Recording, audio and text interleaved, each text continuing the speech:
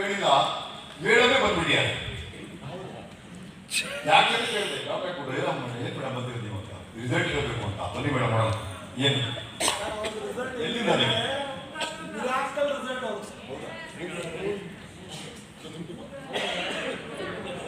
Hello friends, ನನ್ನ ಹೆಸರು ಶ್ರೀಲಕ್ಷ್ಮಿ ಅಂತ,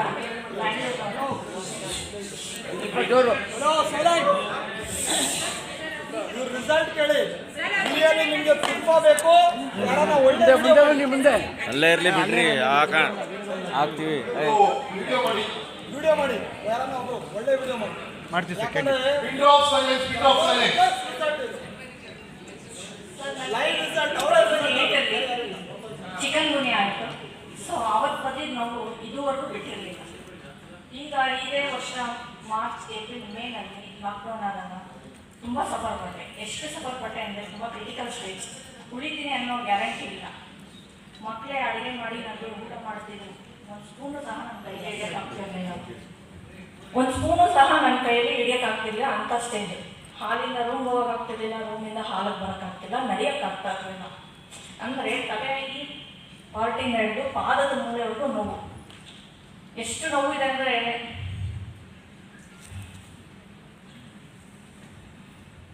ಏಪ್ರಿಲ್ ತಿಂಗಳಲ್ಲಿ ಲಾಸ್ಟ್ ವೀಕಲ್ಲಿ ನಾನು ನಮ್ಮ ಹಸ್ಬೆಂಡ್ ಹೇಳ್ಬಿಟ್ಟೆ ನಾನು ಸೂಸೈಡ್ ಮಾಡ್ಕೋಬೇಕಂತ ಡಿಸೈಡ್ ಮಾಡಿದ್ದೆ. ಸೊ ಆವತ್ತು ಸಂಜೆನೇ ನಮ್ಮ ಹಸ್ಬೆಂಡು ನನ್ನ ಕೊಳಿಗೆ ಈ ಥರ ಪ್ರಾಡಕ್ಟ್ ಇದೆ ತಗೊಳ್ತೀಯಮ್ಮ ಅಂತ ಕೇಳಿದ್ರು.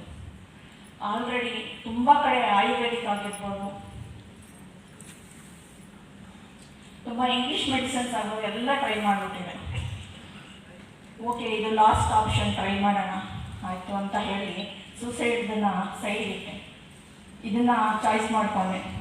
ಸರ್ 15 ಡೇಸಲ್ಲಿ ನನಗೆ ರಿಸಲ್ಟ್ ಬಂತು.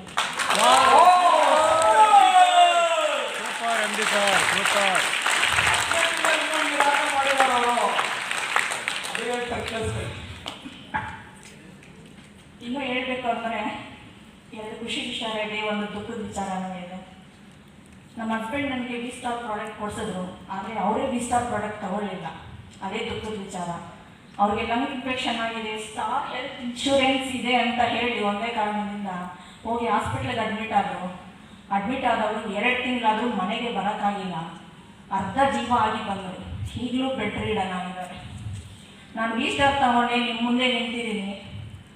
ಅವರು ಇಂಗ್ಲೀಷ್ ಮೆಡಿಸನ್ ಅಂತ ಹೋದರು, ಮನೇಲಿ ಆ ಪರಿಸ್ಥಿತಿಲಿದ್ದಾರೆ. 8 ಲಕ್ಷ ಖರ್ಚಾಗಿದೆ ಸರ್ ಅವ್ರನ್ನ ಆಚೆ ತರಗ ಹಾಸ್ಪಿಟ್ಲಿಂದ. ಇನ್ನೊಂದು ಖುಷಿ ವಿಷಯ ಏನಂದರೆ, ಅವ್ರಿಗೆ ಹಾಸ್ಪಿಟ್ಲಿಗೆ ನಾನು